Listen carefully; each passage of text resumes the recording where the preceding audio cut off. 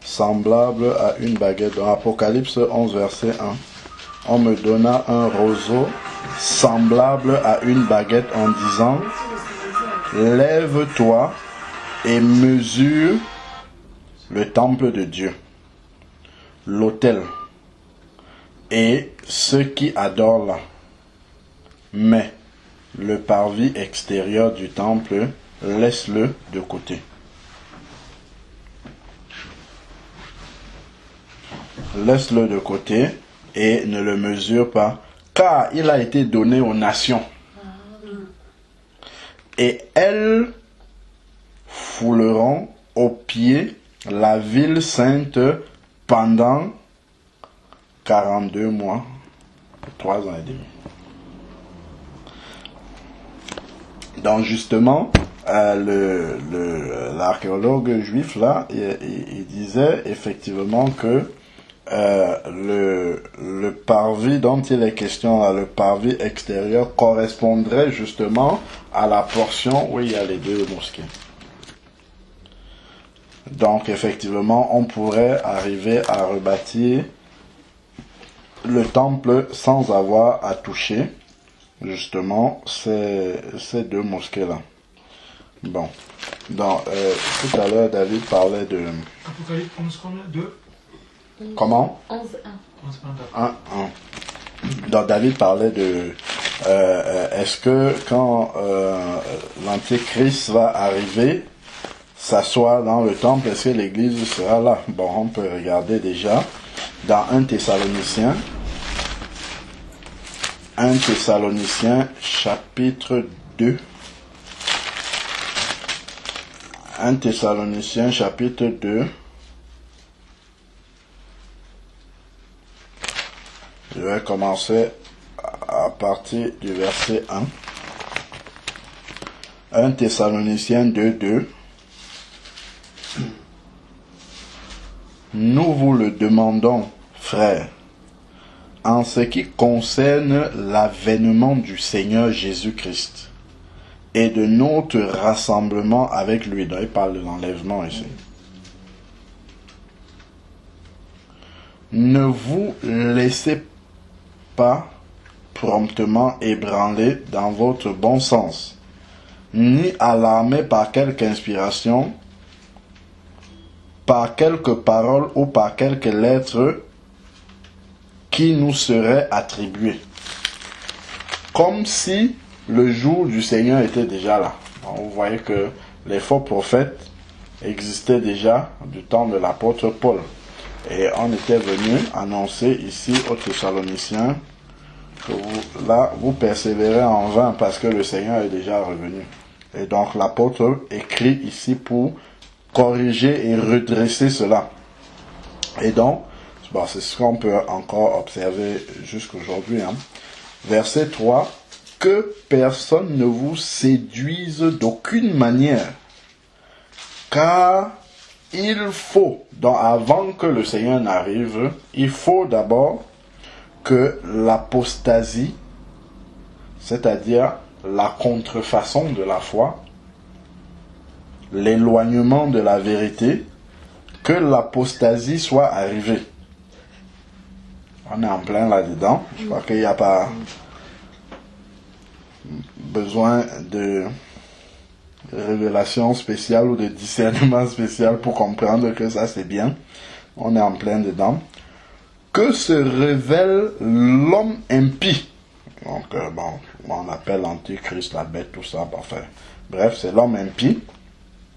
Le fils de la perdition. On a dit qu'il se révèle. Que se révèle l'homme impie. L'adversaire qui s'élève au-dessus de tout ce qu'on appelle Dieu et qu'on adore, et qui va jusqu'à s'asseoir dans le temple de Dieu et se faire passer lui-même pour Dieu. Donc, il est dit ici qu'il faudrait que l'homme impie se révèle d'abord. Il se révèle, mais forcément, enfin, il se révèle, mais il n'est pas Et il n'a pas encore vraiment atteint, comment dire,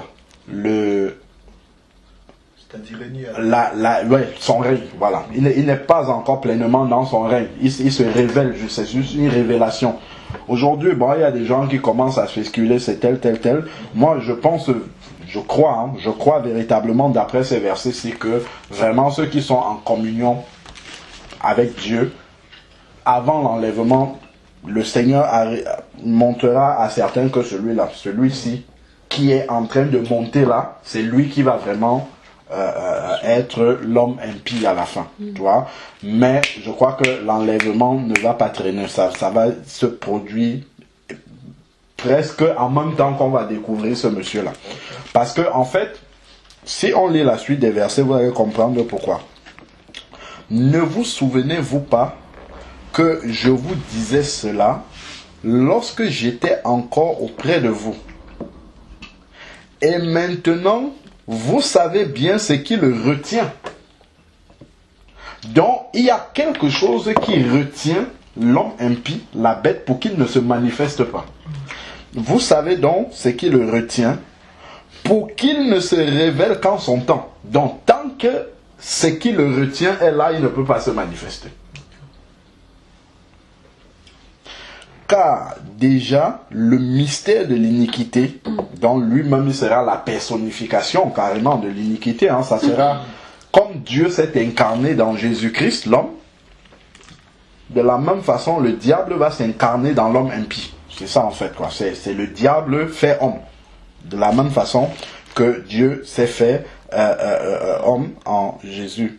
Donc ici, le diable, il essaye toujours d'imiter Dieu. Hein, ça, voilà. Donc ensuite,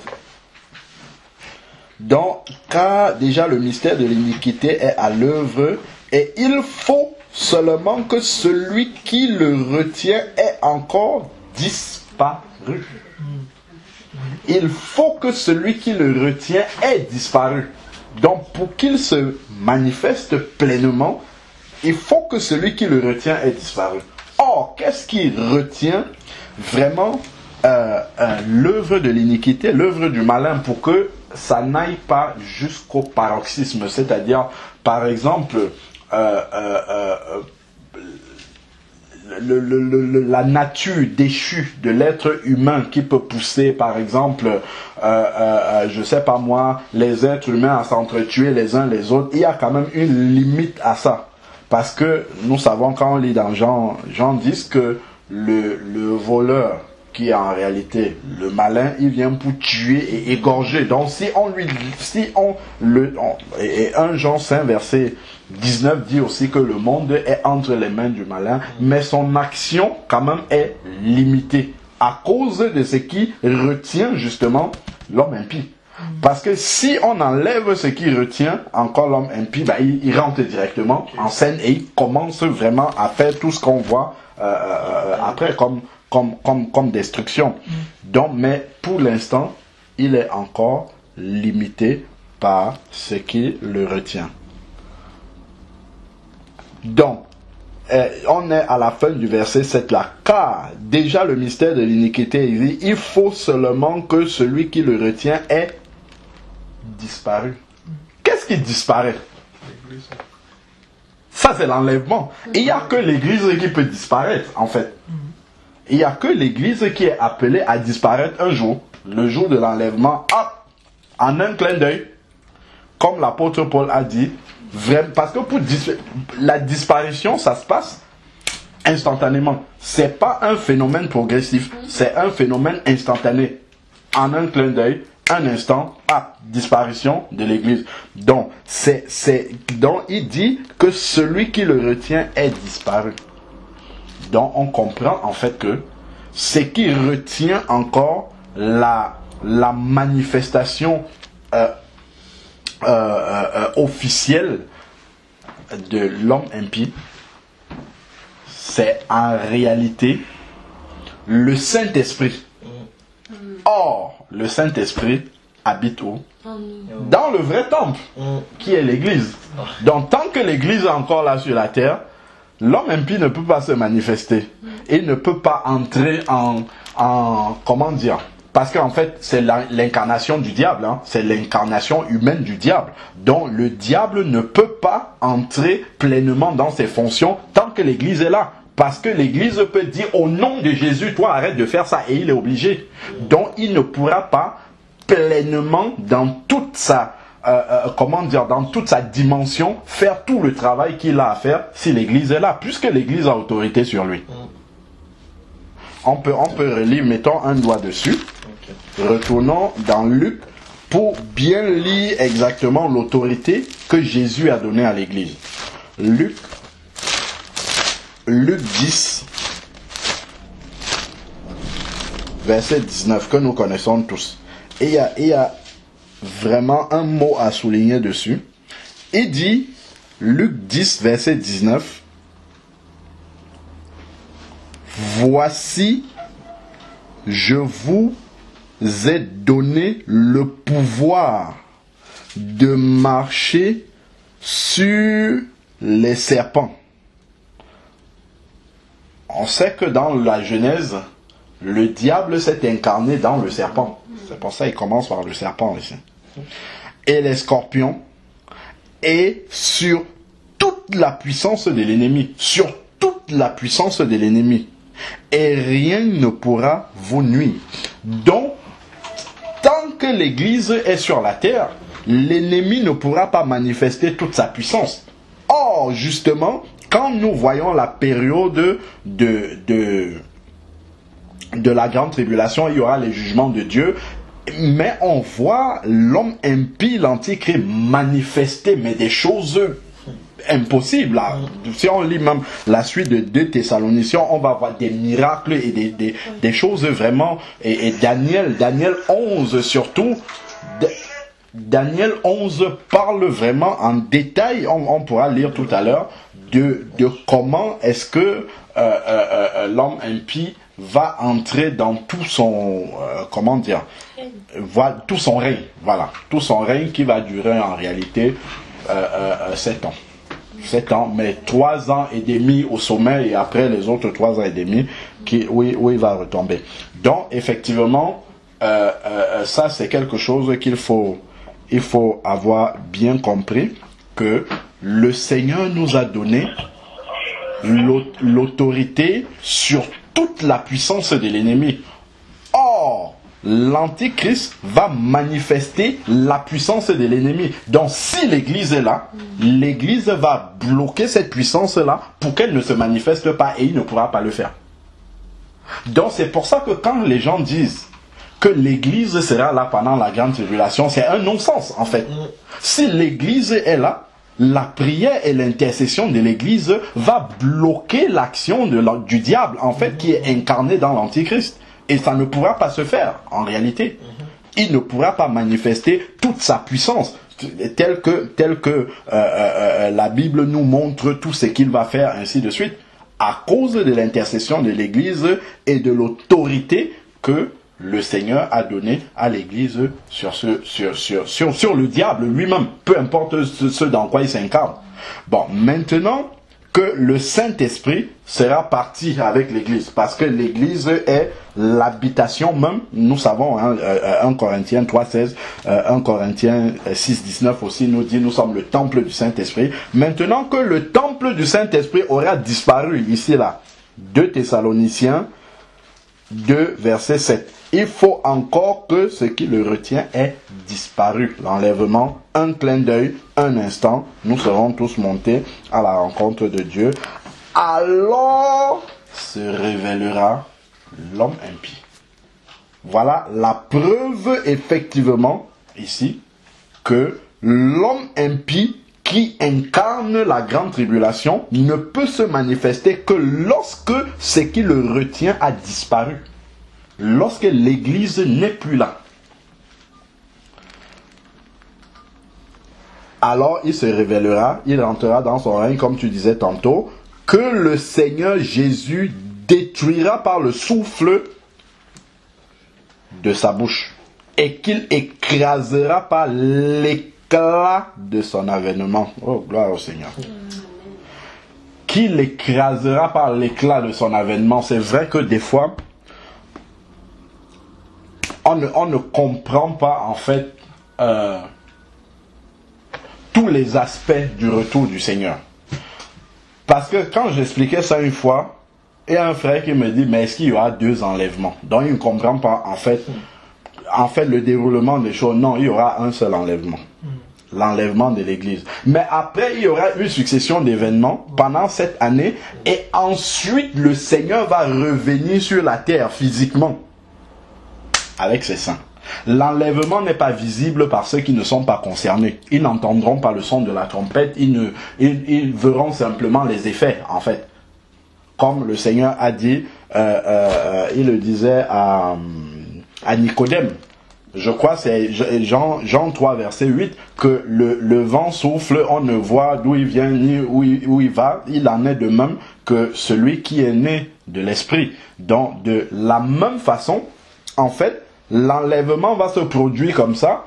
Les gens ne vont pas voir, parce que ce sont les gens nés de l'esprit, en fait. Les gens nés de l'esprit, qui sont toujours remplis du Saint-Esprit, vont disparaître, mais de la même façon qu'on ne voit pas le vent, mais on en ressent les effets, parce que le vent, s'il souffle ici, on va voir les trucs bouger dans tous les sens. De la même façon, quand les gens nés de l'esprit, en contact avec le Seigneur, vont disparaître, mais les effets vont se voir immédiatement. Imaginez-vous, je parlais de ça récemment avec un collègue, un pilote d'avion qui disparaît.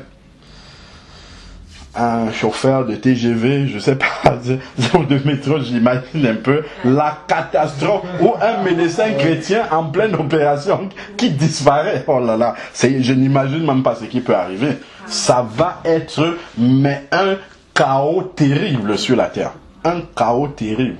Donc, et il dit ici, alors, donc, c'est à la suite de, donc, c'est en conséquence de cela,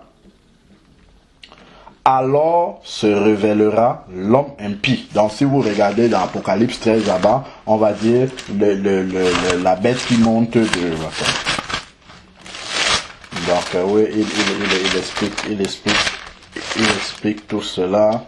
Puis je vis monter de la mer une bête qui avait 10 cornes. Là, il commence à parler, ça c'est Apocalypse 13 verset 1. Puis je vis monter de la mer une bête qui avait 10 cornes et 7 têtes, et sur ses cornes 10 diadèmes, et sur ses têtes des noms de blasphème. Là, il vient blasphémer le Seigneur.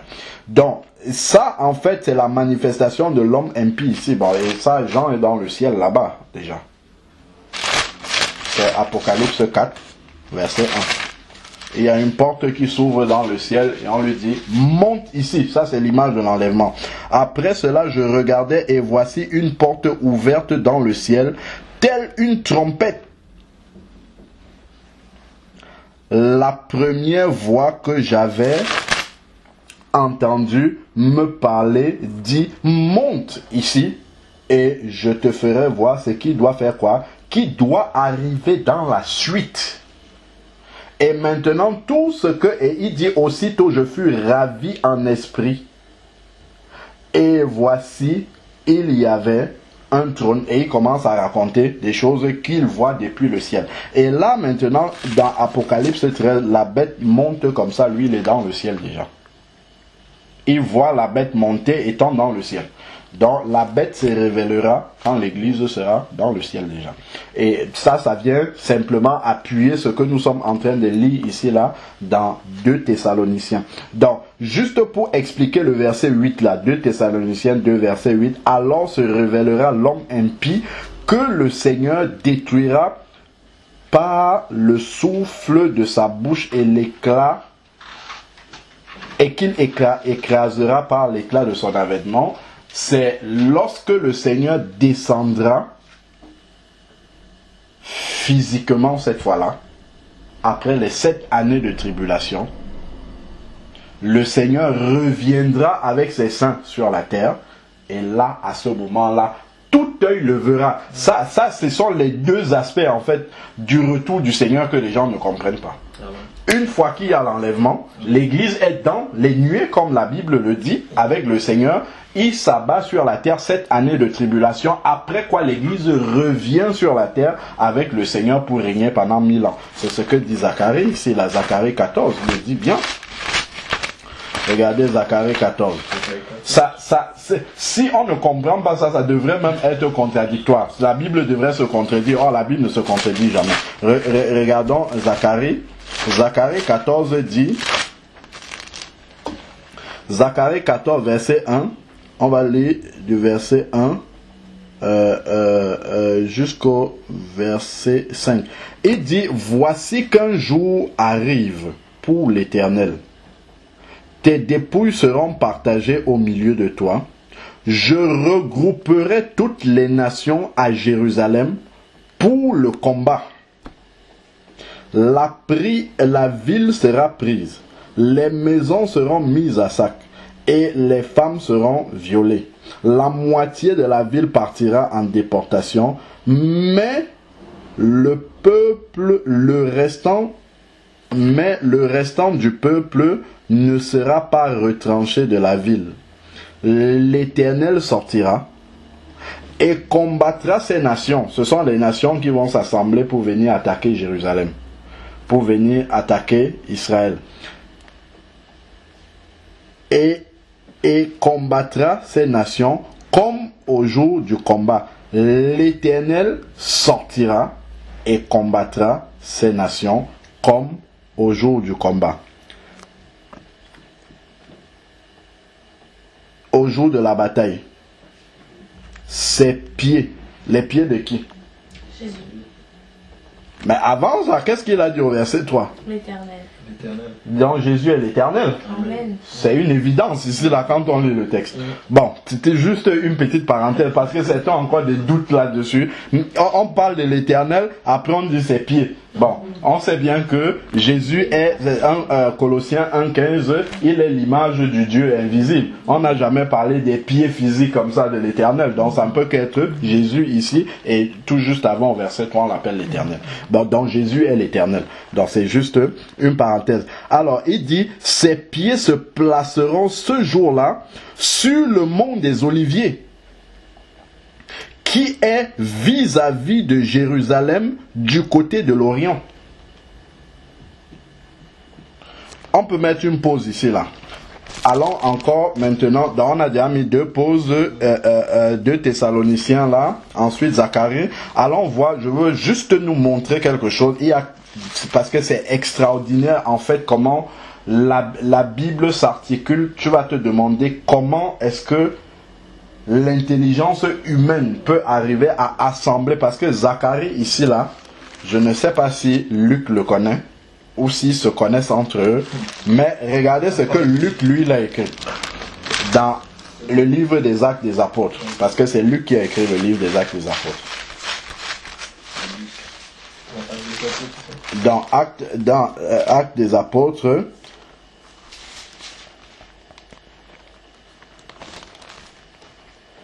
il va dire à partir du verset 9,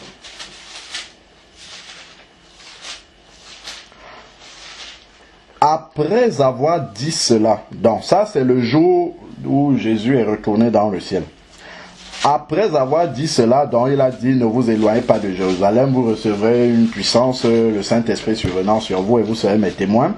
Donc verset 9 maintenant, après avoir dit cela, il fut élevé pendant les disciples le regardaient, et une nuée le déroba à leurs yeux.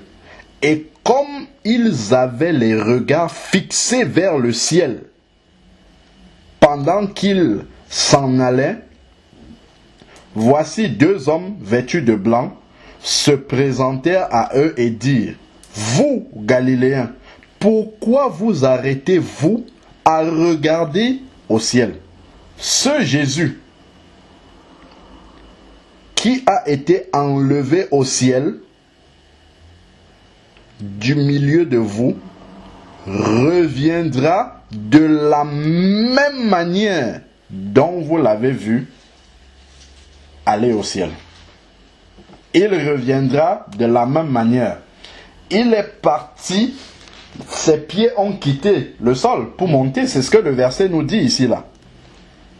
Après, je recommande le verset 9. Après avoir dit cela, il fut élevé pendant qu'il le regardait. Donc, ses pieds ont commencé à quitter le sol. En fait, c'est ça quand quelqu'un est élevé. En fait, il commence à monter, les pieds quittent le sol et puis ça commence à monter. Et il est dit que de la même façon qu'il est monté, là, il va revenir aussi. Regardez maintenant la suite.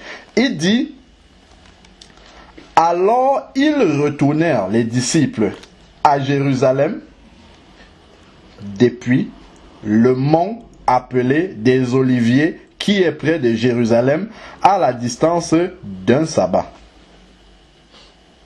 Donc, le Seigneur est parti du mont des Oliviers. Et Zacharie nous dit quoi? Qu'il revient. Zacharie 14, verset 4 dit, ses pieds se placeront ce jour-là sur le mont des Oliviers. De la même manière qu'il est monté, les anges ont dit, va revenir de la même façon à cet endroit-là. Mais est-ce que ça c'est l'enlèvement? Non. Parce que l'enlèvement, 1 Thessaloniciens 4 nous dit qu'il viendra dans les nuées et nous monterons à sa rencontre. C'est pas lui qui va descendre. Et c'est pas contradictoire. Donc, ce n'est pas une question d'avoir deux enlèvements. Non, il y a un enlèvement. L'Église monte à la rencontre du Seigneur et les jugements de Dieu s'abattent sur la terre avec le règne de l'Antichrist mélangé et tout ça. Après les 7 années, le Seigneur descend maintenant sur la terre. Et on va voir une bonne nouvelle là par la suite. Là. Donc, je continue. Zacharie 14, verset 4. Ses pieds se placeront en ce jour-là sur le mont des Oliviers, qui est vis-à-vis de Jérusalem, exactement comme c'est dit là dans Acte 1, verset 9 et suivant là. Du côté de l'Orient, le mont des Oliviers se fendra par le milieu. Ça ne se passe pas à l'enlèvement, ça. Ça, c'est pas l'enlèvement de l'Église ici là. C'est le retour physique de Jésus sur la terre. Est-ce que vous imaginez que Jésus revient comme ça, le mont des Oliviers se fend et tout ça, l'église est encore sur la terre? Non, attends, là il y aurait un problème là. Il y aurait un problème. Ça c'est vraiment pour répondre un peu, parce que certains disent que non, l'église va passer par la grande tribulation. C'est pas possible. Ce n'est absolument pas possible. Que Jésus revienne de cette façon-là, ça, ce n'est pas l'enlèvement, ça, en fait. Ça, c'est vraiment le retour physique de Jésus sur la terre. Bon, alors, continuons. Il dit, le mont des Oliviers se fendra par le milieu, vers l'est et vers l'ouest, en une grande vallée. Une moitié de la montagne reculera vers le nord, et l'autre moitié vers le sud. Vous fuirez alors dans la vallée de mes montagnes. Le vous dont il parle là, c'est le peuple du Seigneur, le peuple juif, le peuple de Jérusalem. Est-ce que les chrétiens habitent à Jérusalem tous? Non, les chrétiens sont dispersés sur la terre. Mais lui, il parle ici aux habitants de Jérusalem. C'est qui les habitants de Jérusalem? Ce sont les juifs. C'est eux qui seront là à ce moment-là. C'est pour ça la grande tribulation, c'est un jugement pour les incrédules et aussi pour le peuple physique du Seigneur qui n'a pas reçu le Seigneur, pour qu'ils arrivent à reconnaître Jésus, parce qu'on ne peut pas être sauvé en dehors de Jésus. Il n'y a pas une autre possibilité d'être sauvé. Et quand on va lire tout à l'heure dans Zacharie 12, on va voir que effectivement, à ce moment-là, les Juifs vont reconnaître le Seigneur Jésus. Okay. Et là, maintenant, ils seront sauvés. Mais au travers de la grande tribulation. C'est pour eux, c'est pas pour l'Église que la grande tribulation est là. C'est pour eux et pour les impies, les incrédules. Alors, donc, continuons ici, là. Il dit, vous fuirez alors dans les montagnes. Donc, le peuple de Zacharie, le peuple qui habite à Jérusalem, là, à ce moment-là. Donc, vous fuirez dans les montagnes, car la vallée des montagnes s'étendra jusqu'à Hatzal. Vous fuirez comme vous avez fui dans le tremblement de terre au temps d'Osias. Gloire au Seigneur. Est-ce que Osias était un roi pour les chrétiens? Pas du tout. Osias est un roi juif. Enfin, oui, c'est un roi du peuple juif. On dit, comme vous avez fui. Est-ce que les chrétiens ont été au temps d'Osias? Pas du tout. C'est une prophétie qui s'adresse exclusivement aux juifs. C'est eux qui seront présents au moment de la grande tribulation. On dit comme vous avez fui. Vous. Donc, ils sont concernés. Ce sont vraiment les juifs qui vont participer, en tout cas être présents à la grande tribulation. Je parle bien de ceux qui n'ont pas reconnu le Seigneur, hein, parce qu'il y a beaucoup de juifs, ceux qu'on appelle les messianiques, qui ont reconnu Jésus comme leur Seigneur et Sauveur. Eux, ils font partie de l'Église, en fait. Et c'est d'ailleurs d'eux que le Seigneur dit, il n'y a plus ni juif ni grec, ainsi de suite, parce qu'en Christ, nous sommes tous, voilà, nous sommes tous un. Donc, il y a pas cette différence-là. Mais là, on parle de ceux qui disent, non, nous sommes juifs toujours, nous continuons à prier et à observer la loi de Moïse. Donc, comme vous avez fui au temps d'Osias, roi, bon d'ailleurs on nous précise même encore roi de Juda, donc c'est vraiment pour les juifs ça, il n'y a pas de roi de Juda chez les chrétiens, donc voilà, donc, donc roi de Juda. Donc voilà la phrase maintenant qui va clore toute ambiguïté par rapport à la position de l'Église. Il dit, et l'Éternel mon Dieu viendra. Waouh. L'Éternel mon Dieu viendra. Et c'est lui qui pose ses pieds là. C'est qui l'Éternel? C'est qui mon Dieu? C'est Jésus. C'est encore une démonstration que Jésus est Dieu. Donc je ne sais même pas pourquoi on se pose tant de questions là-dessus. Le texte est tellement clair pour expliquer que Jésus est Dieu. Bon, ça c'est entre parenthèses. Ce n'est même pas ce que nous voulons démontrer, mais on se rend simplement compte que le texte là ferme vraiment toute éventualité de croire que Jésus serait autre que Dieu. Bon, alors, donc l'Éternel, mon Dieu, viendra. C'est Jésus qui va revenir là. Et tous ces saints seront avec toi. C'est qui ces saints là?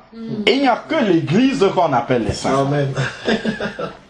Donc le Seigneur reviendra sur la terre avec l'Église. C'est pour ça qu'il dit dans les différentes lettres qu'il a écrites dans le livre de l'Apocalypse, écrit à l'Église de Thyatire, de Philadelphie, ainsi de suite. Il dit, celui qui vaincra régnera. Ils régneront avec lui pour 1000 ans, ainsi de suite. On peut encore voir ça dans l'Apocalypse 20 là-bas. Ils régneront avec lui. Il descend là pour régner avec les saints, avec l'Église, justement. Donc, effectivement, la trompette va sonner et, comme dit 1 Thessaloniciens 4, nous monterons à la rencontre du Seigneur dans les airs. Donc, lui, il restera dans les airs. Les jugements vont se passer de la même façon que Jean, Apocalypse 4, verset 1 et suivant, il est monté et il voyait tout se passer depuis le ciel. Toute la grande tribulation. Et à la fin maintenant, nous allons redescendre, comme le verset a dit là, et nous allons régner avec le Seigneur. Nous allons régner maintenant sur qui? Et il y a une sœur qui m'a posé cette question là. Nous allons régner maintenant parce que justement elle lisait dans certains versets, je sais plus trop si c'est dans Ésaïe 65, où elle lisait justement que qu'il y aurait des personnes pendant le temps messianique, justement le règne de 1000 ans, qu'il y aurait des personnes, si quelqu'un meurt à 100 ans, il sera mort jeune. Et il disait, et justement, elle disait, mais ces gens-là, c'est qui? Est-ce que nous allons mourir encore après être déjà ressuscités, enlevés dans le ciel? Est-ce que nous allons mourir encore? Bon, retrouvons déjà le verset qui parle de ça. Ça permettra de mettre un petit complément par rapport à ça pour comprendre vraiment. Bon, déjà, on regarde même par exemple là dans Apocalypse, justement la lettre à l'église de Thyatire. Apocalypse 2, verset 25 et suivant, il va dire, Apocalypse 2, verset 25, il va dire, seulement ce que vous avez, tenez-le ferme, jusqu'à ce que je vienne. Au vainqueur, à celui qui garde mes œuvres jusqu'à la fin, je donnerai autorité sur les nations. Donc il y aura encore les nations pendant le règne de 1000 ans. Il y aura encore des nations. Et justement, l'église, parce que ici là il parle à l'église de Thyatire. Donc l'église aura autorité sur ces nations-là. Donc vont régner sur ces nations-là. Donc ici, avec un sceptre de fer, il les fera paître, il, le vainqueur, qui appartient à l'église, les fera paître comme on brise les vases d'argile, ainsi que j'en ai reçu moi-même le pouvoir de mon Père, et je lui donnerai l'étoile du matin. Donc je crois qu'il y a encore un autre verset. En tout cas, il y en a plusieurs, mais on peut prendre aussi dans Apocalypse 20.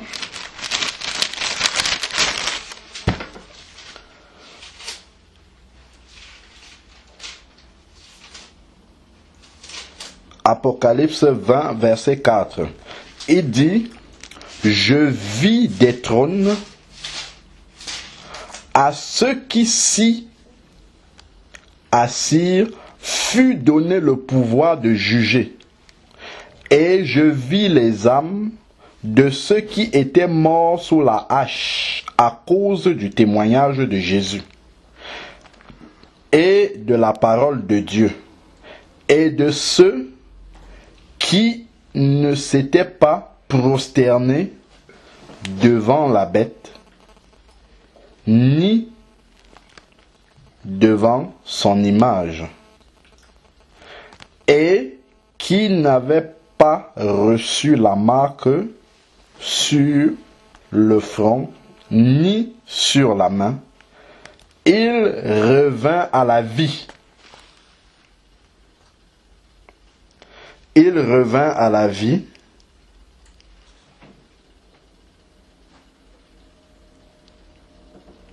Alors, il revint à la vie et il régnait avec Christ pendant 1000 ans.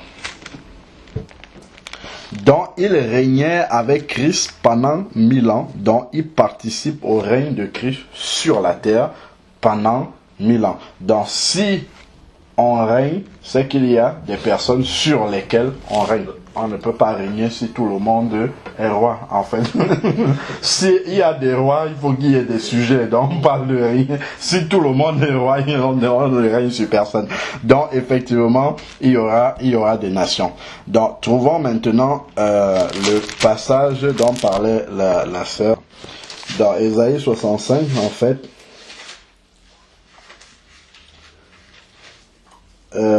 si on prend à partir du verset 18, Ésaïe 65, à partir du verset 18, dit: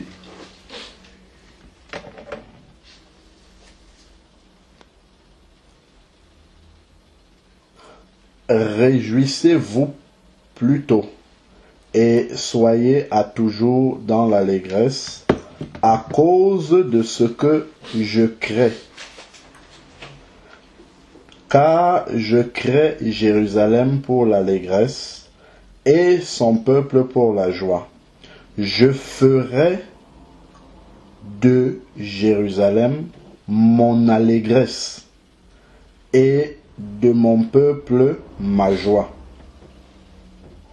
On n'y entendra plus les bruits de pleurs et les bruits de cris. Pour l'instant, ce n'est pas encore le cas. Avec le conflit israélo-palestinien, c'est exactement le contraire. On entend des familles qui pleurent, tantôt côté palestinien, tantôt côté israélien. Donc, ce n'est pas du tout ça. Donc, et nous savons que c'est lorsque le prince de paix va revenir qui pourra rétablir la paix là-bas. Ce que les hommes essayent d'établir comme paix, ils ne pourront jamais y arriver parce que je crois que peut-être certains ne prennent pas en compte le fait que, d'ailleurs, même s'ils le prenaient en compte, ils n'auraient pas la solution parce que les hommes politiques ne sont pas des hommes spirituels forcément, parce que le conflit israélo-palestinien est d'abord spirituel, c'est le problème de base entre Ismaël et Isaac depuis le livre de la Genèse. Donc, si on ne comprend pas d'où ça vient déjà, je ne vois pas comment on va trouver la solution. Donc, bref, on dit, le Seigneur dit ici là qu'il n'y aura plus de cris, il n'y aura plus de pleurs.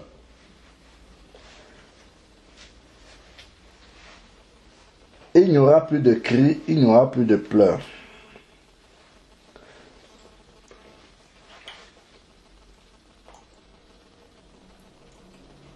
J'ai envie de m'arrêter d'abord ici pour expliquer pourquoi là nous sommes déjà dans les temps messianiques. Gardons un doigt là. Allons, on a laissé Zacharie 12, on ne l'a pas lu, mais c'est très important aussi. On a lu Zacharie 14, on a compris que le Seigneur revient avec l'Église. Regardez juste à côté Zacharie 12. Il y a justement ce passage qui parle de la conversion nationale d'Israël. La conversion nationale du peuple hébreu. En tout cas de ceux qui resteront. Il dit, voici, je lis à partir du verset 2. Zacharie 12, verset 2 dit, « Voici que moi-même, je fais de Jérusalem une coupe d'étourdissement pour tous les peuples d'alentour.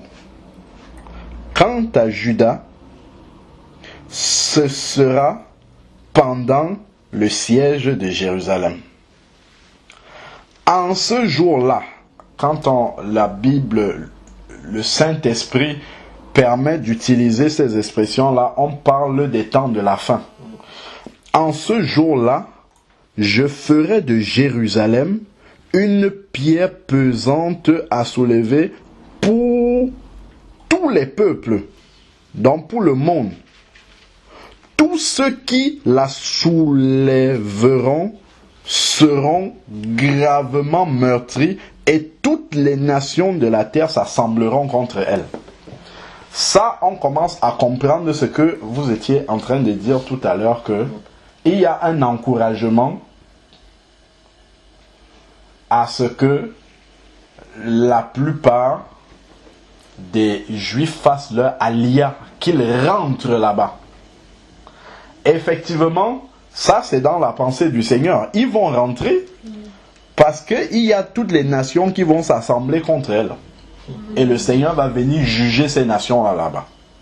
Mais si les Juifs ne sont pas, le peuple hébreu n'est pas rentré chez lui, justement, la prophétie ne pourra pas s'accomplir totalement, en fait. Il faut qu'ils soient tous rentrés là-bas. Parce qu'il y a quelque chose qui va se passer là-bas. En fait, c'est le Seigneur qui les ramène là-bas pour appliquer d'abord son jugement. Parce que eux-mêmes, souvenez-vous, ils avaient dit, le Seigneur leur avait dit déjà que si vous rejetez mon messager que je vous envoie, vous aussi, il y aura des jugements qui viendront à cause de cela. Bon, donc, ils vont être ramenés sur la terre. Toutes les nations s'assembleront contre elles. Vous avez vu qui est encore l'allié d'Israël aujourd'hui? Pratiquement personne. Même les États-Unis sont en train de les lâcher. Et les États-Unis les lâcheront complètement. Ils vont rester seuls. Parce que, en fait, beaucoup de gens, en fait, ça c'est l'esprit du diable. Parce que les gens ne comprennent pas, en fait. Le diable même essaye de s'aimer l'antisémitisme dans le cœur des êtres humains sur la terre. Ça, c'est le plan du diable, ça. Pourquoi? Parce que le diable pense que lorsque le peuple juif sera détruit, alors le Seigneur ne peut plus agir. Parce que toute la prophétie autour du peuple juif, c'est le peuple juif qui est l'horloge de l'humanité. Si tu veux savoir comment la prophétie se regarde de Jérusalem. Donc c'est le diable qui essaye de semer dans le cœur des gens l'antisémitisme, ainsi de suite. Mais ce que les gens oublient, c'est que le Seigneur a dit ici, tous tous ceux qui la soulèveront seront gravement meurtris. Si tu vas essayer de toucher, tu auras des problèmes avec Dieu directement. Parce que c'est Dieu qui défend ce peuple-là. On ne peut pas combattre contre Dieu. Tu peux avoir tes opinions, machin, truc, ce n'est pas ceci, ce n'est pas cela. Ça ne sert à rien parce que, en fait, tu vas faire un bras de fer contre Dieu. Et ce n'est pas parce que c'est un peuple qui est meilleur. Ce n'est pas une question d'être meilleur. Avec Dieu, ce n'est pas une question, c'est par grâce. Tout a toujours été par grâce depuis le début.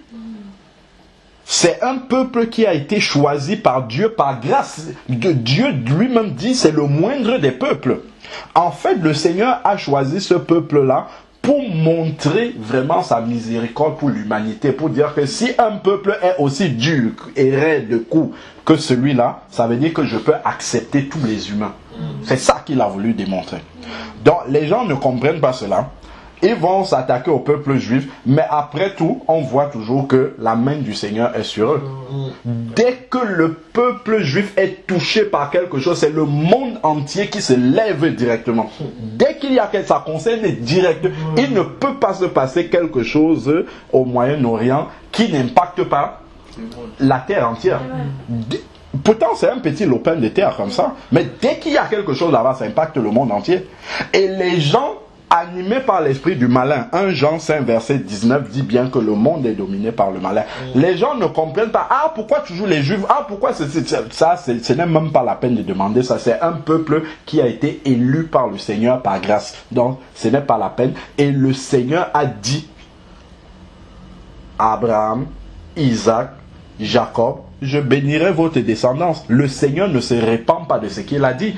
Donc il ne le fait pas parce que, je sais pas moi, le premier ministre israélien est trop bon ou non. Il fait ça en souvenir d'Abraham, Isaac et Jacob. C'est tout, point.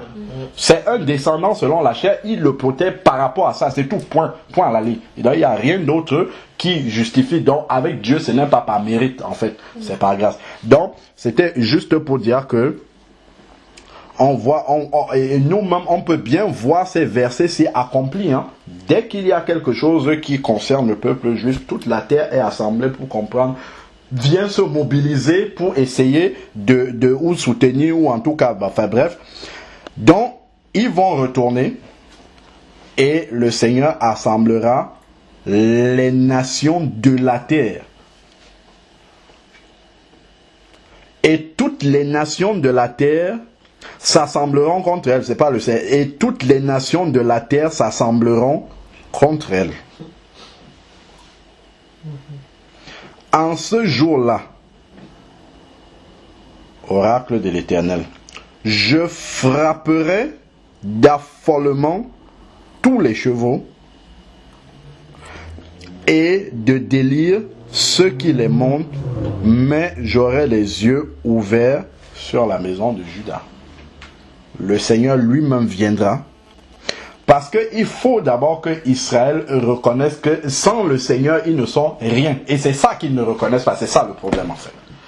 Et tant que tu ne capitules pas devant Dieu, il va t'amener jusqu'au bord de la fosse pour que tu réalises que sans lui, tu n'es rien. En fait. Et ce peuple-là, en fait, il n'arrive pas à reconnaître que c'est la main du Seigneur, en tout cas la grande partie, hein, parce que au contact des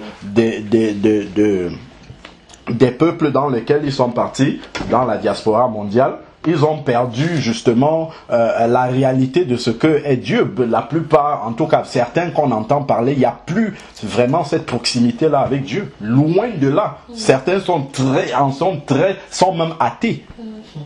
Mais le Seigneur veut les ramener justement pour savoir que si vous êtes ce que vous êtes, c'est à cause de l'Éternel des armées. Parce qu'il avait prononcé une parole à Abraham et sur toute sa descendance jusqu'à aujourd'hui. Alors, donc il dit, mais j'aurai les yeux ouverts sur la rue de Juda. Il faut noter la question. Je vais juste finir, note la question, après on va répondre. Tous les chevaux des peuples, les chefs de Juda diront en leur cœur, les habitants de Jérusalem sont notre force, par l'Éternel des armées, leur Dieu. En ce jour-là, je ferai des chefs de Juda. Bon, après, on peut lire tout ça. Mais là où je voudrais m'arrêter, c'est à partir du verset 9. Ça, c'est très intéressant.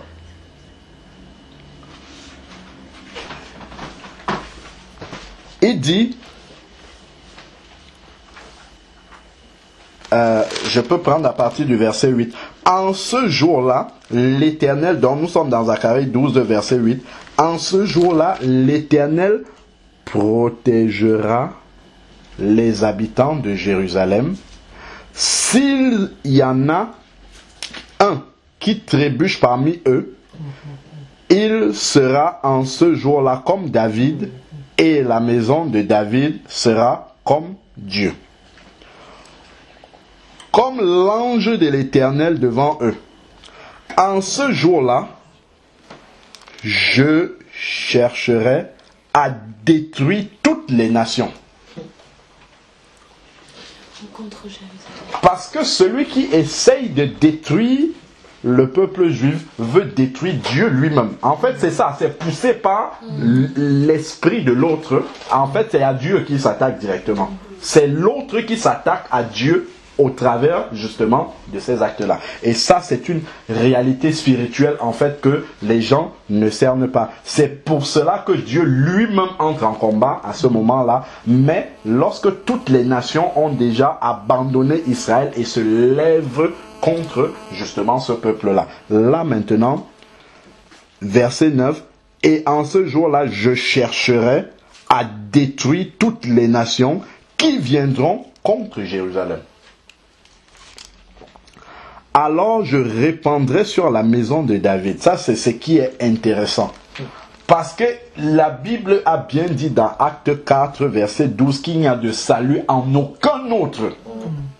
Ce n'est pas parce que tu es de la descendance selon la chair d'Abraham que tu vas juste te dire, moi je suis juif, voici mon passeport, tu montes au ciel. Pas du tout. Si tu ne passes pas par Jésus, tu ne reconnais pas rien. Et d'ailleurs, c'est ce que dans Matthieu 3, versets 7 et 8, là par là, c'est ce que Jean-Baptiste disait au peuple. Ne vous contentez pas de dire que nous sommes fils d'Abraham. Si vous ne vous repentez pas et produisez des fruits dignes de la repentance, attends, on peut aller lire ça au passage. Prenons Matthieu 3. Quand ils voyaient les pharisiens et les scribes arriver pour le baptême, il leur a dit ça frontalement, et ça c'est la vérité encore aujourd'hui. Verset 8, Matthieu 3, verset 8. On peut prendre à partir du verset 7. Comme il voyait, c'est Jean-Baptiste, comme il voyait venir au baptême beaucoup de pharisiens et de sadducéens, il leur dit, race de vipères, qui vous a appris à fuir la colère à venir? Produisez donc du fruit digne de la repentance et n'imaginez pas pouvoir dire nous avons Abraham pour père.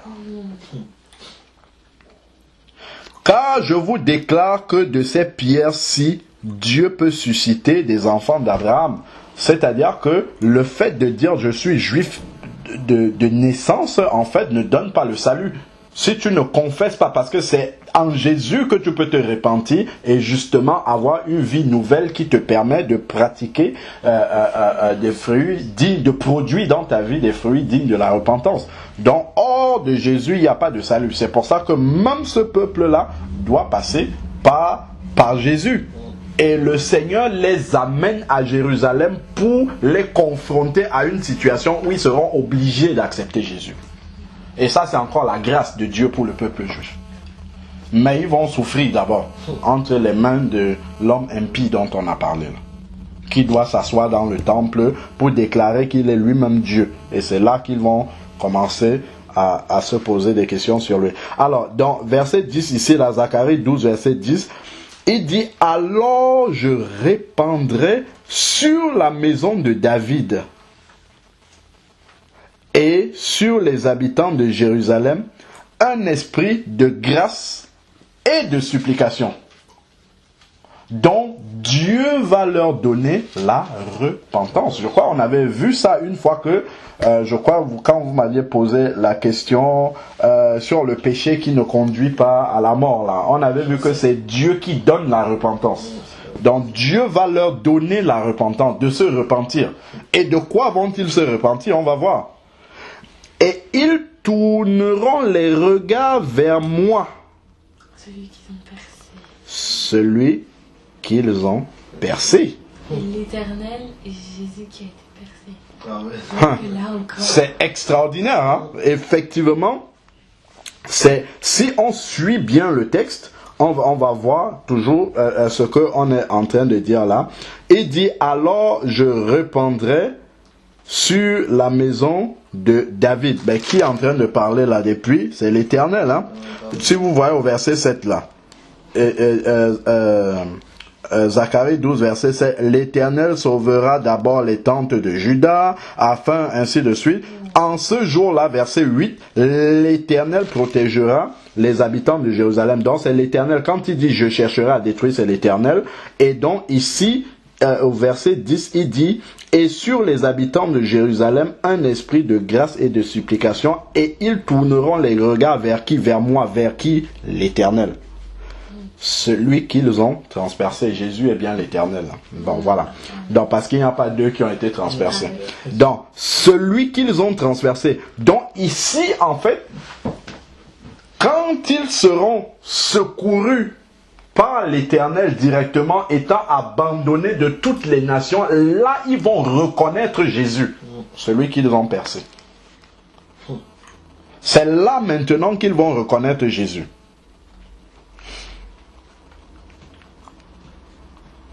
Ils porteront son deuil. On sait que la repentance, souvent, la vraie, c'est dans les larmes. C'est là, justement, que ils vont entrer dans la repentance. Comme on porte le deuil d'un fils unique, ils pleureront amèrement sur lui. Donc, ils vont se repentir, sincèrement, une repentance nationale, aussi amèrement que sur un premier-né. En ce jour-là, le deuil sera grand à Jérusalem, comme le deuil d'Adadrimon dans la vallée de Megiddo. Le pays sera dans le deuil, chaque clan à part, le clan de la maison de David à part, et les femmes à part, le clan de la maison de Nathan à part, et les femmes à part, le clan de la maison de Lévi. On voit vraiment que, en fait, c'est tout le pays qui est en train de se repentir.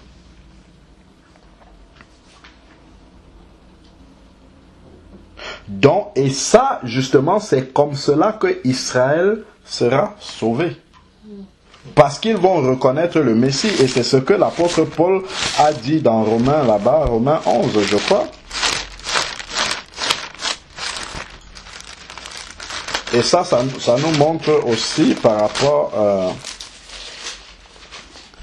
Romains 11, versets 25 à 26, il dit, « Car je ne veux pas, frères, que vous ignorez ce mystère. » Romains 11, versets 25 à 26, « Car je ne veux pas, frères, que vous ignorez ce mystère afin que vous ne vous regardiez pas comme sages. Il y a un endurcissement partiel d'Israël jusqu'à ce que la totalité des païens soit entrée. Donc, c'est-à-dire que l'église qui doit être enlevée soit constituée. C'est ça, en fait, que ça veut dire. Et ainsi, tout Israël sera sauvé selon qu'il est écrit. Le libérateur viendra de Sion, il détournera de Jacob les impiétés, et telle sera mon alliance avec eux lorsque j'ôterai leurs péchés.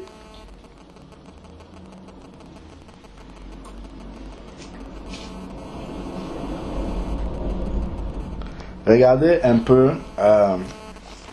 Donc ici, le tout Israël sera sauvé. On peut dire, mais quand on lit ça, on dit, ah, mais dans nous les païens, on a besoin de passer par Jésus et eux, ils seront sauvés comme ça. Quand on lit tout Israël sera sauvé, on se dit, mais sans Jésus, mais quand vous regardez bien là, Zacharie 12, on vous dit, quand il parle de tout Israël, c'est tous ceux qui seront vivants, qui seront encore en Israël. C'est ça qu'on a vu ici, ils seront dans le deuil là. Par famille, par tribu, et ainsi de suite.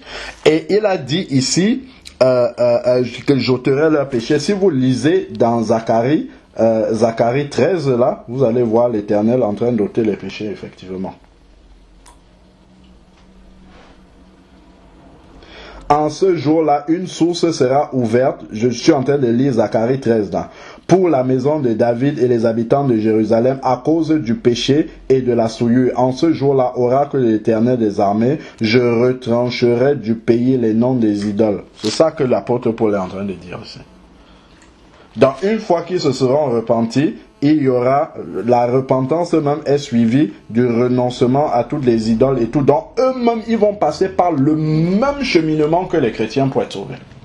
Renoncement, repentance, détachement des idoles et ainsi de suite. Si vous lisez tout cela sera mis de côté d'abord pour que eux aussi soient sauvés de la même façon. Le salut de Dieu est équitable pour tout le monde, qu'il soit païen ou bien juif. Ça ne change rien, c'est le même salut pour tout le monde.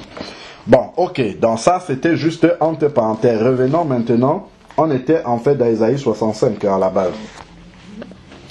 Ésaïe 65, quand il disait je ferai, l'Ésaïe 65 verset 19, je ferai de Jérusalem mon allégresse et de mon peuple ma joie.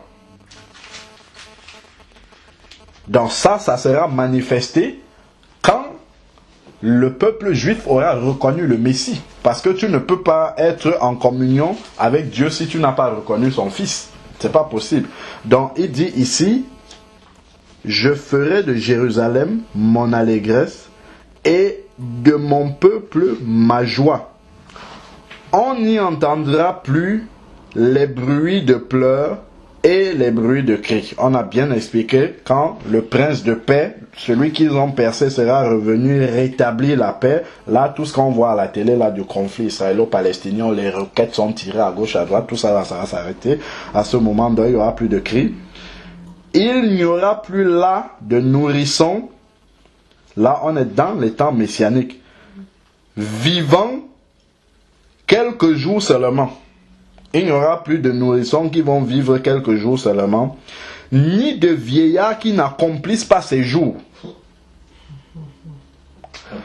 Car le plus jeune mourra à 100 ans, et le pécheur âgé de 100 ans sera considéré comme maudit. Donc là, si vous lisez après la suite, c'est extraordinaire quand même. Quand on va lire par exemple le verset 24. Et alors avant qu'ils m'invoquent, moi je répondrai, ils parleront encore que moi j'exaucerai. Le loup et l'agneau auront le même pâturage. Vous imaginez ça? Le loup et l'agneau auront le même pâturage. En fait, si le loup mange l'agneau, c'est parce c'est la conséquence du péché. Oui. Et moi, quand je me pose la question, qu'est-ce qui s'est passé dans l'arche de Noé? Puisque tous les animaux féroces, je ne sais pas s'il est arrivé à compartimenter, mettre les uns, il y a sûrement eu la grâce de Dieu pour faire cohabiter tous ces animaux-là, sans qu'il n'y ait cette agressivité entre les différents animaux. Le lion, comme le bœuf, mangera de la paille. Le serpent aura de la poussière pour nourriture. Il ne se fera ni tort ni dommage sur ma montagne sainte, dit l'Éternel. Donc, en fait, ici, la question que cette sœur-là me posait, elle me disait, mais là, nous sommes dans les temps messianiques, le règne de 1000 ans, mais comment, au verset 20, ici, on nous dit, car le plus jeune mourra à 100 ans. Elle me demande, mais est-ce que nous allons encore mourir étant déjà ressuscités? Ça va contredire le verset de Hébreux 9, verset 27, qui dit, il est réservé à l'homme de mourir une seule fois, après quoi vient le jugement. Justement, c'est là où on comprend donc en fait, dans le règne de 1000 ans, sur la terre, il y aura des nations aussi qui seront là. Les nations qui auront réussi à échapper au règne de l'Antichrist. Parce que l'Antichrist ne va régner que pendant 7 ans, donc n'aura certainement pas l'occasion de mettre sous contrôle la terre entière. Donc effectivement, à la fin, lorsque le Seigneur, on a lu dans 2 Thessaloniciens 2 là, lorsque le Seigneur va l'éblouir par le souffle de son avènement, alors à ce moment-là,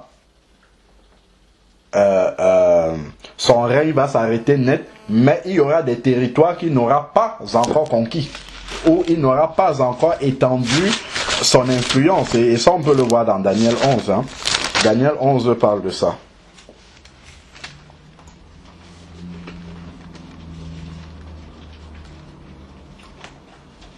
Si on prend à partir du verset 40, Daniel 11 parle justement des temps de la fin de tout le règne de l'Antéchrist, tout ce qu'il va faire, ainsi de suite, vraiment dans les détails. Hein. Donc, si vous lisez Daniel, là, vous allez comprendre exactement comment il va régner, comment, de façon subtile, il va séduire, ainsi de suite. Bon, alors, il dit au temps de la fin, justement, il précise, le roi du sud se heurtera contre lui. Si vous lisez dans le contexte, le lui là, c'est l'homme impie. Et le roi du nord fondra sur lui comme une tempête, avec des chars et des cavaliers et de nombreux navires. Il s'avancera dans les terres, débordera comme un torrent et passera. Il avancera dans le plus beau des pays qui a été identifié comme la Jordanie aujourd'hui. Et beaucoup trébucheront, mais Édom, c'est le pays où les descendants d'Ésaü habitent. Ça a été retrouvé aussi, c'est dans la Jordanie. Moab et les principaux fils d'Amon, ça c'était les enfants de Lot, ça aussi c'est en Jordanie. Vous voyez, on a dit ici, mais Édom, Moab, et les principaux des Ammonites échapperont de sa main. Donc il y a des peuples qui vont échapper de la main de l'homme impie. Et ces peuples-là seront les nations, justement, qui vont entrer dans le règne millénaire. C'est pour de 1000 ans, oui. C'est pour cela, justement, que le Seigneur dit à l'église de Thyatire, celui qui vaincra, je lui donnerai autorité sur les nations. Voilà, pas sur l'église, mais sur les nations, en fait. Donc, ce sont ces nations-là qui ont échappé au règne de l'Antéchrist, qui vont entrer, justement, dans le règne millénaire, et dont l'église aura autorité sur ces nations-là. Il étendra sa main sur divers pays, je suis au verset 42, Daniel 11, 42, et le pays d'Égypte n'échappera pas. Il se rendra maître des trésors d'or et d'argent, de tous les objets de prix de l'Égypte. Les Libyens et les Éthiopiens marcheront sur ses traces. Des nouvelles de l'Orient et du Nord viendront l'épouvanter. Il partira avec une grande fureur pour détruire et exterminer les multitudes. Donc quand on parle des multitudes ici, c'est encore le peuple juif. Donc en fait, il est en train de progresser, si on lit dans le texte, il est en train de progresser, progresser en conquérant de nouveaux pays, et il y a des nouvelles de Jérusalem qui viennent, et il s'arrête, il retourne. Dans tous les pays qui vont suivre là, il n'aura pas la même mission. Parce que quand il va retourner à Jérusalem, on a dit, il retourne pour exterminer les multitudes. Et c'est à Jérusalem que le Seigneur va descendre pour juger, justement. Zacharie 12 et Zacharie 14. Quand il va retourner, l'Éternel descendra pour le frapper là-bas, et dans toutes les nations qui seront restées avant, justement, entreront dans ce règne millénaire. Mais bon, après on va dire, mais est-ce que Dieu est alors... Et justement, ces nations-là, en fait, sont encore humaines. Donc, sont encore sujettes à la mort. Mais nous, pas du tout. Donc, elles peuvent encore mourir. Et elles peuvent encore avoir des nourrissons. On a parlé de nourrissons. Donc, on peut encore accoucher des bébés et tout ça. Alors que nous, on sait bien que quand on a demandé au Seigneur Jésus, si un homme épouse une femme, meurt, son frère épouse la même femme selon la loi juive qui disait que si quelqu'un n'a pas de descendance, alors son frère peut épouser sa veuve et ainsi de suite. Et on a demandé à Jésus, s'il y a 7 frères comme ça qui épousent la même femme, à la résurrection, de qui sera-t-elle la femme? Qu'est-ce que Jésus a dit? Vous êtes encore sans intelligence. À la résurrection, les hommes ne prendront plus de femmes. Donc en fait, il y aura plus de procréation, il y aura plus d'enfants, de nourrissons qui vont naître après la résurrection. Donc ces nations-là, dans Ésaïe 65, verset 20 et suivant là, quand on parle de ces nourrissons et des gens qui vont mourir, en fait, ça concerne les nations et pas ceux qui sont ressuscités. Donc là, ce sont ces nations-là qui vont vivre pendant le règne éternel. Et évidemment, Satan sera enchaîné. On le voit, Apocalypse 20. Satan sera enchaîné, donc eux, ils ne seront pas sujets à la même tentation que nous. Parce que nous, Satan rôde toujours autour de nous, comme la Bible nous le dit. Mais eux, ils n'auront pas... On voit Apocalypse 20, verset 1.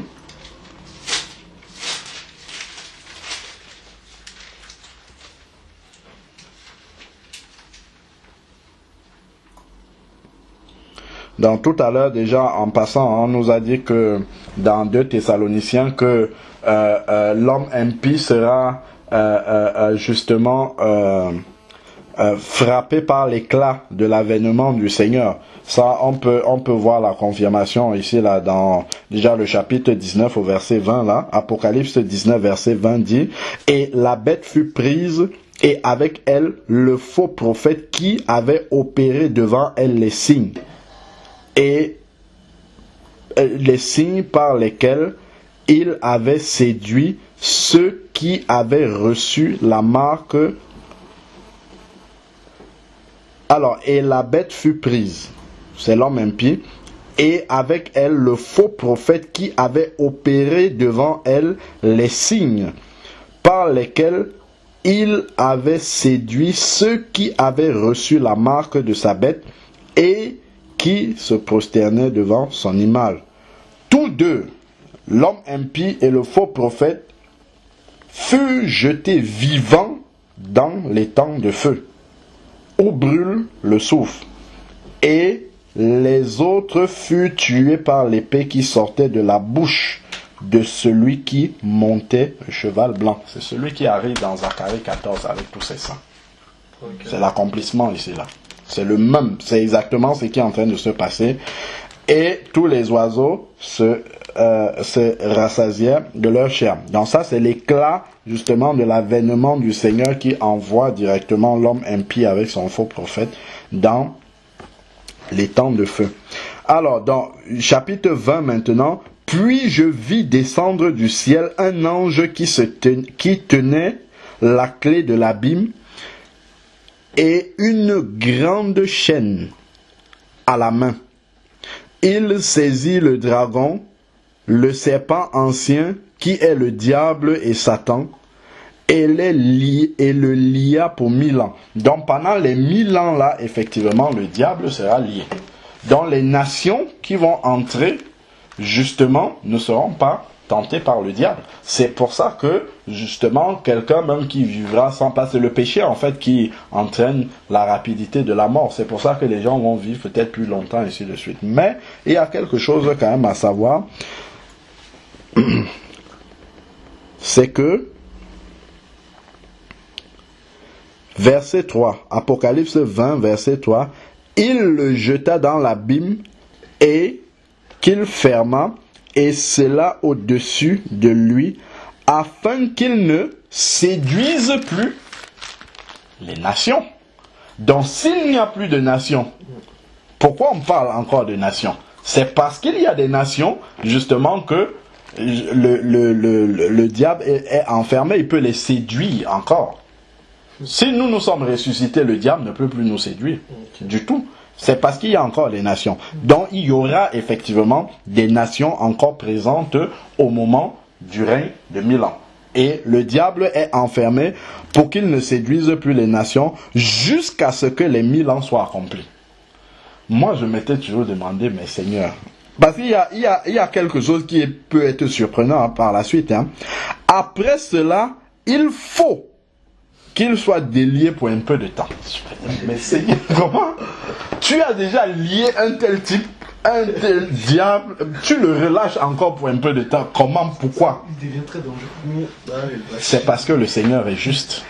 C'est vrai. Les nations là n'ont pas été au contact du diable. Parce que en fait, on dit souvent que le diable sert Dieu sans le vouloir, sans le savoir même. Parce que c'est le diable qui révèle, en tout cas quand il teste, il tente plutôt, parce que lui il tente. Quand il tente l'être humain, c'est là où tu révèles réellement ton cœur. Mais si tu n'es pas tenté par le diable, tu peux dire béni soit l'Éternel tous les jours. C'est ça qu'on a vu avec Job. Et là, le diable a dit, laisse-moi le toucher un peu, tu vas voir s'il va encore dire ça. C'est la même chose qui se passe ici. Quand le Seigneur Jésus va venir régner, c'est quand même un règne de paix. On a plein de versets qui parlent de ça. Un règne de paix, de stabilité, beaucoup de choses seront restaurées. C'est pas encore l'éternité. Donc, vraiment la conséquence du péché sera tellement amoindrie par la présence physique du Seigneur, mais que ces nations-là, en fait, ça sera facile pour elles de dire, oh, nous on aime le Seigneur et tout ça, ça sera très facile. Mais après, il faut qu'on teste, est-ce que réellement vous aimez le Seigneur?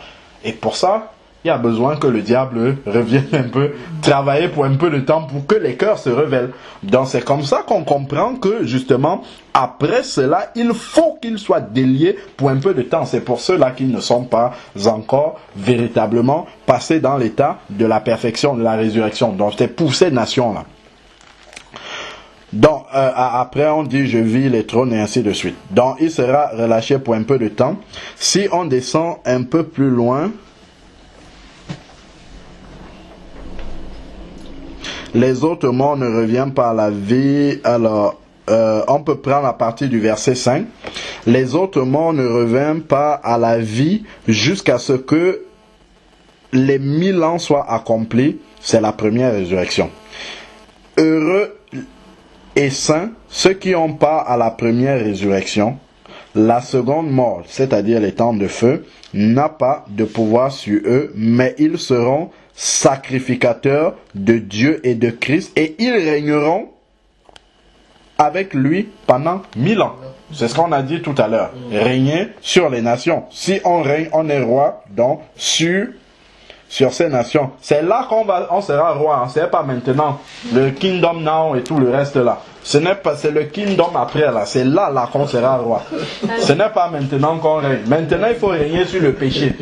Ça par contre on est roi sur le péché. Il faut régner maintenant sur le péché pour pouvoir régner après sur les nations avec Christ. C'est à ce moment-là qu'on sera roi. C'est pas maintenant. Bon alors donc on dit ici là, et ils régneront avec lui pendant 1000 ans. Quand les 1000 ans seront accomplis, Satan sera relâché de sa prison. Waouh! Et il sortira pour séduire. C'est là où on voit la raison pour laquelle Satan est relâché. Il sortira dans un but pour séduire les nations qui aux quatre coins de la terre, qui sont aux quatre coins de la terre. Donc on voit qu'aux quatre coins de la terre, il y aura encore des nations qui auront échappé au contrôle de l'Antichrist. Et qui auront vécu pendant le règne de 1000 ans avec Christ. Et maintenant, il faut que le diable soit relâché pour tenter ces nations-là afin qu'on voit est-ce que vous aimez vraiment Dieu. Pour qu'elles aussi soient sujettes à la même tentation que nous avons eue pour voir si elles passent le test de l'épreuve ou pas. Donc ensuite maintenant, Gog et Magog, donc ça c'est la grande séduction, afin de les rassembler pour la guerre. Satan il a été enchaîné pendant 1000 ans et il croit encore qu'il peut encore combattre contre Dieu. Alors que déjà l'Antéchrist à la fin de la grande tribulation a été complètement détruit par le Seigneur et envoyé dans les temps de feu. Mais le diable croit qu'il peut encore continuer ici. Il dit le nombre Leur nombre est comme le sable de la mer. Il y a beaucoup de personnes encore qui vont échapper au contrôle de l'Antéchrist et qui vont entrer de l'homme impie, et qui vont entrer dans le règne millénaire là. On dit que leur nombre est comme le sable de la terre. Mais il faut bien faire la distinction entre eux et l'Église. Ce n'est pas l'Église et ils ne sont pas encore sauvés. Pas du tout, du tout, du tout. Donc, alors, ils montèrent à la surface de la terre et ils investirent le camp des saints. Donc, ils espèrent en fait pouvoir livrer la bataille contre les saints qui sont ressuscités déjà. C'est possible, ça, ce n'est pas possible. Ça, c'est un peu ce qui s'est passé déjà au moment où, dans Zacharie 14, le Seigneur revient avec ses saints combattre pour Israël, ces armées-là.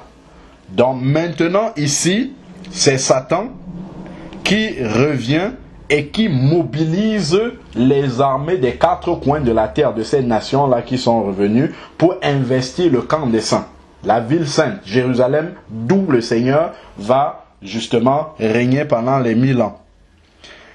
Et la ville bien-aimée, Jérusalem, évidemment. Qu'est-ce que Dieu va faire? Le seul fait de s'unir avec le diable pour venir combattre les saints, ça montre que dans leur cœur, ils ne craignent pas Dieu. Donc, immédiatement, le jugement va tomber sur eux, mais un feu descendit du ciel et les dévora. Point barre. Terminé, ça c'est leur jugement direct. Donc, ils passent immédiatement dans les temps de feu. Le diable qui les séduisait fut jeté dans les temps de feu et de soufre, où sont la bête et le faux prophète. On a vu là tout à l'heure là, dans Apocalypse 19, verset 20, qu'ils y étaient déjà. C'est eux qui vont inaugurer les temps de feu. C'est ça qu'on appelle l'enfer normalement. Voilà. Donc c'est le lieu définitif des injustes. Alors maintenant, il dit, et le faux prophète, et ils seront tourmentés jour et nuit au siècle des siècles. C'est quand même étonnant que les témoins de Jéhovah voient ces versets s'ils disent que l'enfer n'existe pas. C'est extraordinaire. On se demande, mais c'est quelle Bible qu'ils ont? Donc, voilà justement ces nations-là qui existent, en tout cas ces nations qui vont entrer dans le règne millénaire et qui vont être jugées à la fin, justement pour savoir si réellement dans leur cœur elles ont reconnu le Seigneur ou pas. Donc le jugement sera immédiat là, à la fin. Donc il ne suffira pas simplement d'y être ou de ne pas y être. Donc avec les autres, le mercredi on a partagé déjà 2 mercredis sur le jugement dernier. C'était sur les œuvres. Parce que justement, si vous lisez Apocalypse 20 là, à partir du verset 11, il est dit les morts reviennent à la vie et puis on ouvre des livres où les gens sont jugés selon leurs œuvres. Donc il y a certains qui ont enseigné que oui, certains peuvent ne pas croire en Christ, mais en ce jugement-ci, leurs œuvres vont contribuer à les sauver. Sauf que le verset 15 vient totalement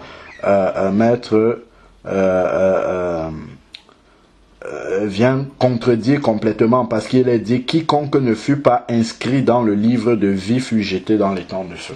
Pour que ton nom soit écrit dans le livre de vie, il faut que tu aies la vie éternelle. Or la vie éternelle c'est en Christ. Hors de Christ il n'y a pas de vie. Celui qui a le Fils a la vie. Celui qui n'a pas le Fils n'a pas la vie, mais la colère de Dieu demeure sur lui. Donc impossible que tes œuvres viennent te donner la vie. Donc nécessairement les œuvres ne pourront pas sauver. Donc voilà un peu balayer les prophéties sur Israël, le retour du Seigneur, l'enlèvement, en tout cas le retour physique surtout après la grande tribulation. C'est vrai que ça trouble souvent certaines personnes qui se disent mais comment il y a certaines personnes qui pensent que l'Église pourrait participer à la grande tribulation, mais quand on lit tout ce qu'on a lu là, on comprend que l'Église n'est pas concernée par cela, mais plutôt justement le peuple juif et ceux qui n'auront pas reconnu le Seigneur. Quand je dis le peuple juif, évidemment, je parle de ceux qui n'ont pas reconnu Jésus comme leur Seigneur et Sauveur.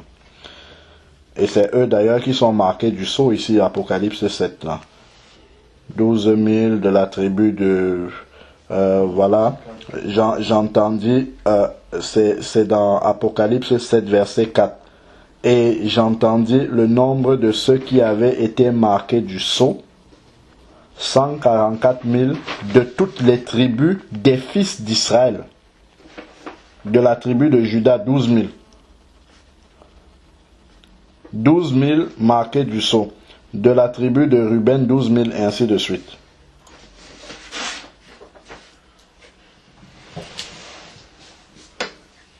Donc, ceux-là, justement, ils sont marqués du sceau. Là, nous sommes en pleine grande tribulation pour pouvoir annoncer la parole de Dieu au peuple juif, justement, qui sera encore présent sur la terre, pour préparer la venue du Messie pour eux, le Messie qu'ils verront, celui qu'ils ont percé là, qu'ils vont reconnaître. C'est pour ça que ces 12 600 sont marqués, et on va voir justement dans la parole du Seigneur que ils vont justement aller pendant cette grande tribulation là pour annoncer aux autres, parce que tout à l'heure le frère demandait si l'homme impie va s'asseoir dans le temple avant ou après déjà. Justement, il va signer un accord avec le peuple juif qui va durer 3 ans et demi. Et au bout des 3 ans et demi, il va aller s'asseoir dans le temple. Et c'est là que le peuple juif va reconnaître justement qu'il a été trompé. Et ils vont rompre justement cette alliance-là. Et c'est là qu'il va se retourner contre eux. C'est dans Daniel 9, 27. Hein, c'est écrit tout ce que je dis là. On voit ça ici là dans Daniel 9.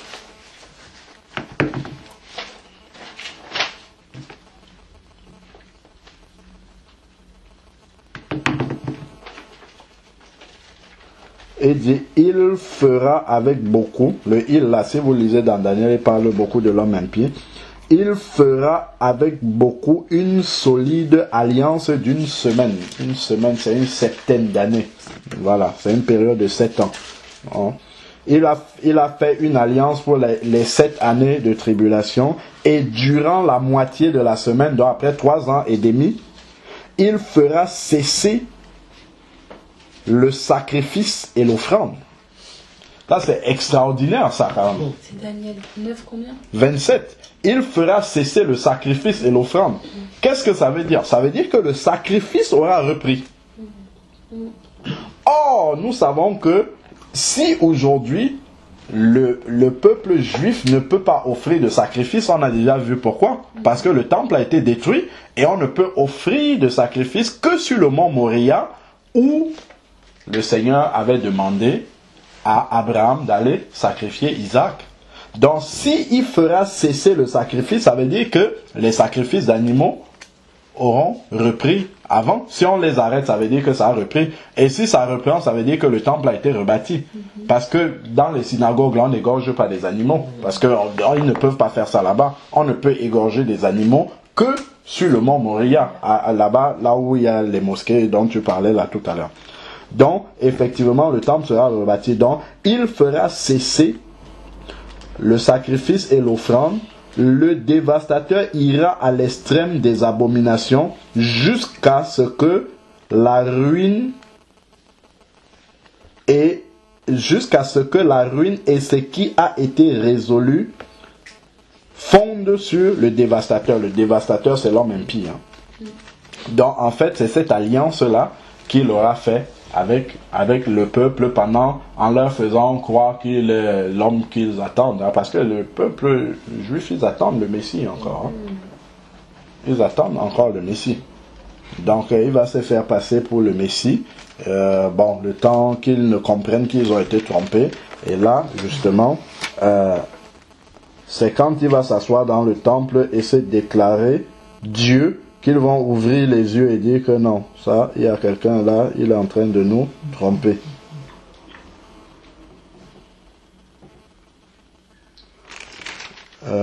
Alors, il y a un autre. Le roi ancien.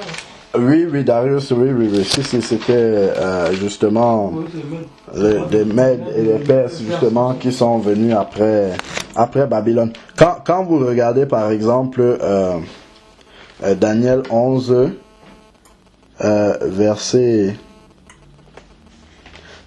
31, des troupes se présenteront sur son ordre. Elles profaneront le sanctuaire, la forteresse, elles aboliront le sacrifice perpétuel et dresseront l'abomination du dévastateur. Le voilà qui va pour se présenter comme étant Dieu. Soit qu'il va se présenter physiquement, soit qu'il va envoyer sa statue, comme Nebuchadnezzar, pour qu'on mette ça dans le temple et que c'est lui qu'on adore maintenant. Et là, les Juifs vont se souvenir des commandements du Seigneur. On n'adore pas une image et tout ça. Et c'est là que les yeux s'ouvriront. C'est une possibilité. Quand on lit là qu'ils enverront profaner, ils dresseront l'abomination du dévastateur. Ils dresseront l'abomination du dévastateur.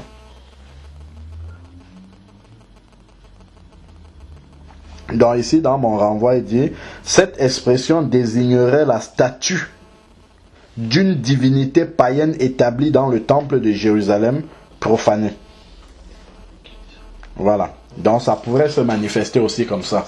Ou bien lui-même va aller physiquement, ou bien sa statue va être mise là pour être adoré. Et ici, en fait, il est dit, il séduira par des flatteries les traites de l'alliance. Mais le peuple de ceux qui connaissent leur Dieu agiront avec fermeté. Est-ce que vous avez vu quelque part dans la Bible où le Seigneur donne des instructions à l'Église pour ce qu'il doit faire pendant la grande tribulation? Pas du tout. Pendant les épîtres, à partir des actes des apôtres, des épîtres surtout, il nous donne toutes les instructions dont on a besoin pour marcher pendant qu'on est là jusqu'à l'enlèvement. Mais après, il ne donne pas d'instructions. Il ne dit pas que, voilà, pendant la grande tribulation, vous devrez faire ça, vous devez aller vous cacher à gauche. Non, il ne donne pas ce type d'instructions-là. Et par contre, ici, justement, il y a des instructions qui concernent le peuple juif. Et le Seigneur est tellement miséricordieux parce qu'il savait que ce peuple-là allait rejeter son Messie et dans le Nouveau Testament. Donc il a mis ces instructions-là dans l'Ancien Testament parce qu'ils reconnaissent le prophète Daniel. Et dans le livre du prophète Daniel, il y a des instructions sur ce qu'ils doivent faire pendant la grande tribulation. Donc il n'oublie pas son peuple même dans ces moments-là. Il est dit ici au verset 32, Daniel 11, verset 32, « Il séduira par des flatteries les traites de l'alliance, mais le peuple de ceux qui connaissent leur Dieu agiront avec fermeté. Et les clairvoyants parmi le peuple donneront instruction à beaucoup. Il y en est qui trébucheront pour un temps à cause de l'épée, de la flamme, de la captivité et du pillage. » Vous voyez, donc au milieu du peuple, il va essayer de séduire le peuple, mais parmi eux, il y a qui sont attachés à Dieu, qui vont instruire le peuple.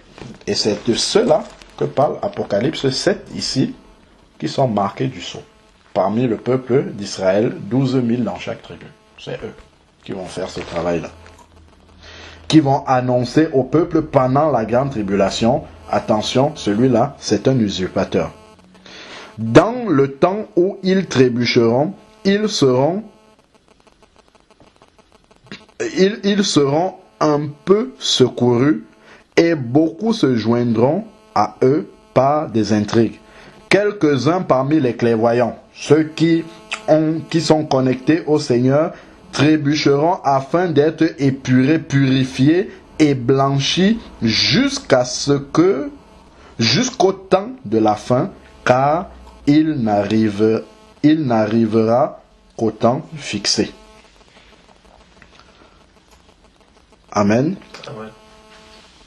Le roi fera ce qu'il voudra, il se glorifiera au-dessus de tous les dieux, et ainsi de suite. Il fera des choses incroyables, ainsi de suite. Donc, on parle vraiment de celui-là. Et si vous regardez, je crois c'est dans Jérémie 31.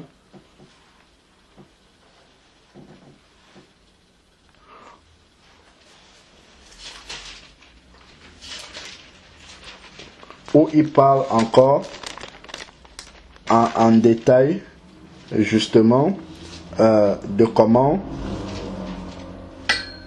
le peuple juif justement va vivre ces moments de la grande tribulation là. Mais bon, on va pas rentrer dans ces détails là, on va essayer de voir s'il y a des questions déjà à ce stade là. Amen.